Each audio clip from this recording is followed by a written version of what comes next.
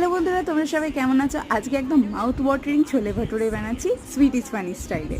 তো প্রথমে দেখো, সুজিটা আমি এখানে জলে ভিজিয়ে রেখেছি। তারপর ময়দার মধ্যে এক এক করে চিনি, নুন, বেকিং সোডা, ঘি, দই আর সুজির মিশ্রণটা দিয়ে একটা না শক্ত না নরম একটা ডো মেখে 1 ঘন্টা রেস্টিং টাইম দিয়ে লুচির থেকে একটু বড় সাইজের আকারে লেচি করে আমি এটাকে বেলুনের মতন একদম ভেজে নিয়েছিলাম।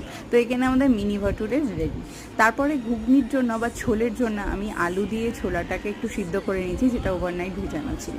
তারপর দেখো, এখানে এক এক করে আমি পনির অ্যাড করেছি বলে নুন দিয়ে পনিরটা ভেজে রেখেছি। তারপর শুকনো লঙ্কা, তেজপাতা, জিরে ফোড়ন দিয়ে আগে রসুন, তারপর পেঁয়াজ, আদা, কাঁচা লঙ্কা, টমেটো আর দিয়েছিলাম হলুদ, ধনে আর একটু শুকনো লঙ্কা গুঁড়ো। এটা কষিয়ে নেওয়ার পর আমি এখানে দিচ্ছি একটু চিনি, একটু লবণ আর দিয়েছি সানরাইজের ছোলে মশলা আর ধনে পাতা কুচি।